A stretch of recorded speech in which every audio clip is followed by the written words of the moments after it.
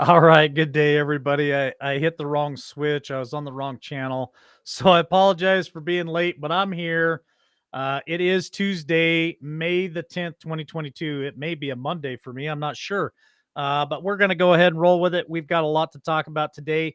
Today's headline hits with LW is brought to you by Miles Franklin.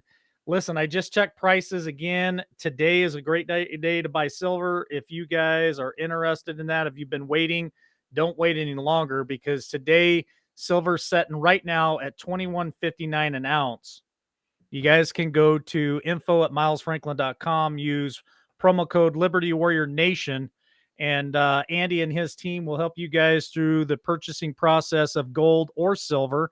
But silver right now is a great time to buy it. Don't forget, graduations are out there. You've got kids, you've got grandkids. You're sitting there trying to think of what am I going to give my grandchild or my kid for a great investment, a great gift for graduation.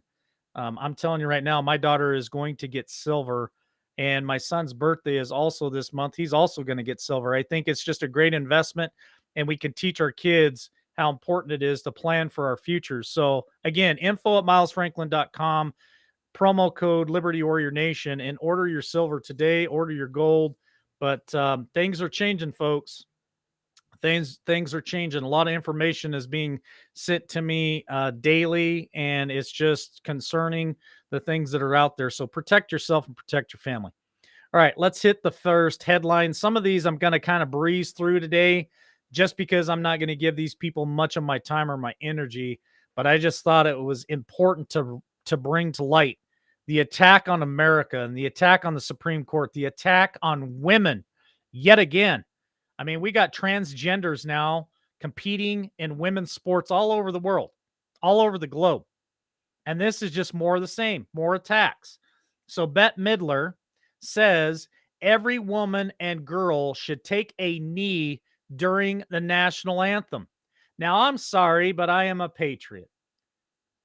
And I think that our nation, I think that our flag deserves the utmost respect and attention.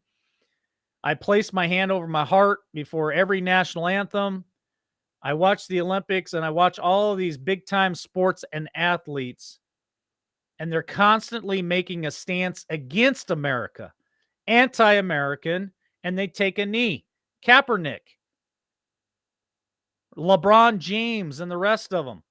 Now, Disney's Hocus Pocus two-star Bette Midler is encouraging women and girls to take a knee the next time the Star Spangled Banner is played in attempt to protest the U.S. Supreme Court's forthcoming decision on Roe versus Wade.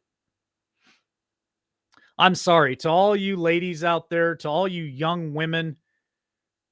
This is something that we shouldn't be doing. This is, in my opinion, is non-American, and I don't agree with it at all. So Bette Midler recently posted a meme on Twitter calling for every woman and girl to disrespect the national anthem by kneeling. This is the attack that we're seeing, folks, and it's not going to stop. It's going to be relentless. The meltdown of the left continues. So let's talk about Chicago's mayor, Beetlejuice, Lori Lightfoot, issues the LGBTQ call to arms over the Supreme Court leak. Now, she's inciting violence. Now, remember on J6, Trump has been accused and allegations against him inciting violence. But these are their own words that I'm using against them, and yet nothing happens to them. Chicago Mayor Lori Beetlejuice Lightfoot has issued an LGBTQIA 42 ZYX, whatever alphabet you want to use for this organization, call to arms in response to the leak of the Supreme Court decision signaling the end of Roe v. Wade. Echoing the leftist fear-mongering, Lightfoot, aka known as Beetlejuice, charged that the Supreme Court will soon be targeting LGBTQ rights if it has its way with ending Roe. She puts out a tweet to her friends, to my friends in the LBGTQ plus community, the Supreme Court is coming after us next, end quote. That's what she tweeted on Monday. This moment has to be a call to arms. We will not surrender our rights without a fight to victory, she added. Prior to her call to arms, Lightfoot declared that she and women leaders of Chicago will collectively stand for reproductive freedom. Now, why am I bringing this up? I'm bringing this up because Lori Lightfoot, aka Beetlejuice, Maxine Waters, Kamala Hills Up Harris, there are so many of them out there in the elite that have called to arms, called to action, told people to get in their face and scream and holler at them, supported BLM and Antifa, been part of their marches, been promoting and telling everybody as they're burning America to the ground that it's mostly peaceful. And yet, on J6, when patriots show up at the United States Capitol to have their voices heard, to let people know that they disagree with what happened on November of 2020, we're called extremist. And I'm sorry, but I have a huge problem with that. Now, let's talk about some of those organizations. BLM co-founder admits that she used the group's $6 million property to host personal parties. Black Lives Matter co-founder Patricia Cullors admitted this week that she used the group's $6 million property to host personal parties, igniting further suspicions of BLM leaders misusing funds for personal gain. Cullors made the admission in an interview with the AP in which she denied overt wrongdoing when it comes to a mountain of funds the group received after the George Floyd protest in 2020. While she admitted that the group was ill prepared to handle the wave of funds, leaders ultimately purchased a $6 million compound in Los Angeles, which has continued to spark criticism. We really wanted to make sure that the Global Network Foundation had an asset that wasn't just financial resources, Cullors told the AP, defending the purchase. And we understood that not many Black led organizations have property, they don't own their property. So, again, folks, this is more of the victimhood. We're victims, we're oppressed, but yet they own a $6 million mansion in Los Angeles. Are they really oppressed? Are they really victims? Or are they using that to twist and turn a narrative to use against anti America? That is them. They are anti America. Let's talk about another one of them that's reaping the benefit of the propaganda machine and the narrative. Nicole Hannah Jones. You guys remember her? Oh, yes. Nicole Hannah Jones receives first class airfare over $330 a minute for a speech. Let's talk about it. The State University of New York agreed to pay critical race theory, CRT, Nicole Hannah Jones, $50,000 for speaking services, in addition to paying for first class airfare. Public records received by Breitbart revealed that the contract signed by both the college at Brockport, State University of New York, and the leave-in agency on behalf of Nicole Hannah Jones specifically specified that the university would be required to pay for Hannah Jones' hotel and ground transportation, in addition to first-class airfare and a sum of $50,000. The vice president of the university relations stated that approximately one half of the cost of Hannah Nicole Jones was covered by external sponsorship. I wonder who that could be. And Brockport student government.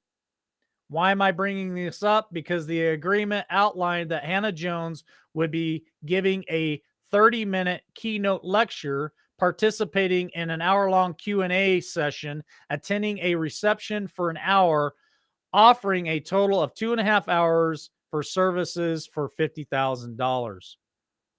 I'm bringing this up because these are the people that these universities are inviting and scheduling to come talk to our children. She is a co author of the CRT, Critical Race Theory. And the student union body is actually helping sponsor and pay for this. These are our kids. These are the people that they're putting in front of our children to indoctrinate them. All right, next one. Let's hit it. There's a lot to talk about today. The Minister of Truth, Nina Jackowitz. Oh, yeah, it just gets better. Here come the tears of the liberals, folks. The tears of the liberals. Liberals censored on social media more often than conservatives. How many of you in chat right now believe that? Well, that's what this lady says. Joe Biden's new Minister of Truth, Nina Jackowitz, has been caught telling another whopper, claiming that the leftists in marginalized communities are censored more often than conservatives on social media. I cannot make this up. Jackowitz is the executive director of the department. Now, listen to this. This irritates the living you know what out of me. She is the executive director of the Department of Homeland Security's new Disinformation Governance Board. Now, we've been talking about this for the last 7 to 10 days. The Biden administration has formed with your money and my money as taxpayers a disinformation governance board, a new body that has been widely mocked as the government's attempt to create a ministry of truth in the United States. Now, she's gone on record in live streams, Jackowitz, who has previously called on Facebook to censor Breitbart News, described concerns about anti conservative bias in Silicon Valley as a myth. There's already this idea, this allegation that there are anti conservative bias on these platforms, even though there has been study after study proving, in fact, that often it's liberal voices that are being silenced, particularly minority voices on social media, Jackowitz said. I'm just reporting it, folks. I didn't make this stuff up. I'm just reporting it. This is the spin. This is what they do. This is called propaganda. They put this information out, and of course, the liberals listen to this and they get infuriated, claiming that conservatives are censoring liberal voices. They believe this nonsense. And it's exactly the opposite. I was censored last night. I was taken down off of YouTube. I was taken down off of Facebook last night. My voice was censored last night. Conservative voices are constantly under tyranny. Sorry, Jackowitz, but you're a liar. All right, next headline. More tears. Get a bucket, folks. It's getting deep in here. Democrats' bill to codify Roe and abortion omits the word woman. More attacks on you women. Democrats are defending the Roe v. Wade as a foundation of women's rights, but their bill to codify Roe into law lacks the word woman and only mentions the word women in the title. The move to codify Roe began as an attempt to fulfill a campaign promise by President Joe Biden. Oh, wow. He's going to fulfill a promise. The only promises that this man has fulfilled is when he said that he was going to shut fracking down and shut the Keystone pipeline down. He also made a promise to open our borders. I guess he kept that one too. So here he is trying to keep another campaign promise to destroy America. He said that he would urge Congress to pass the law to make abortion legal nationwide in the event that the conservative Supreme Court struck down the controversial 1973 Abortion Rights Act. Now, listen to me, folks. I'm warning you right now, with everything that's happened with Roe v. Wade, the administration, whether it's Biden, which we all know he's not running anything, but the puppet masters behind Biden are going to now attempt to pack the Supreme Court. Mark my words, we've talked about it before, but here it comes.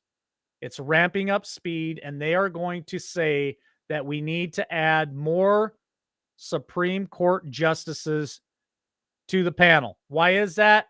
Because they need to dilute the conservative vote on the Supreme Court. Mark my words, it's coming. Let's talk about Bidenflation. Bidenflation. Majority of Americans now worry about maintaining their standard of living. Now, we've talked about it several times here. We talk about Bidenflation all the time, but more and more Americans are seeing empty shelves. More and more Americans are being concerned about supply chain, about the cost of living. I mean, I'm in the market for a new house right now, and prices are more than double than what they should be right now.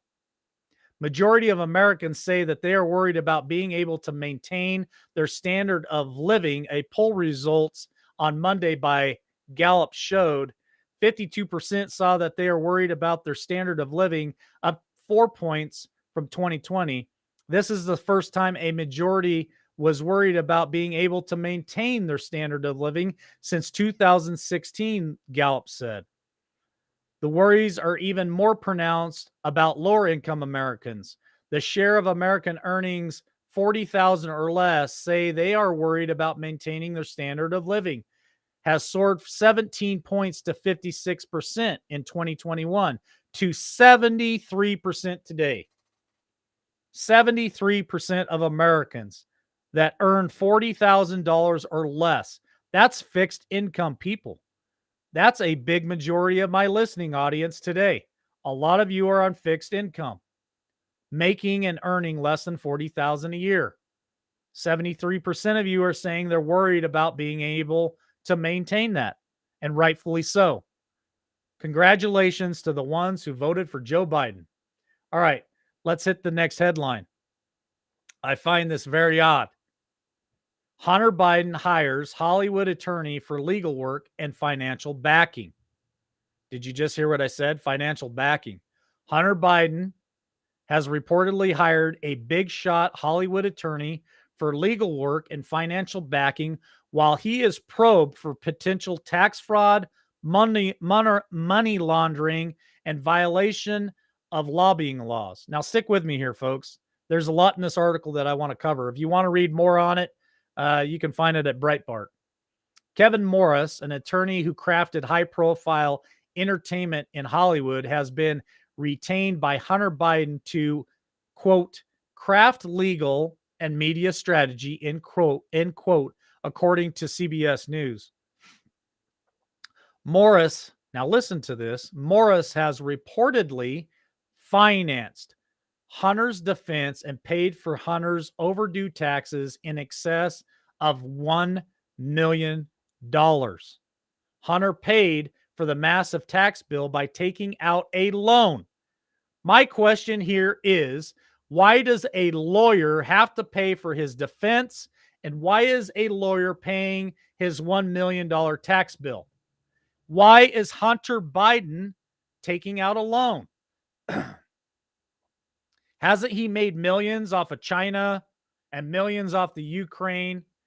Isn't he selling his wonderful paintings for $500,000 a piece? What's going on?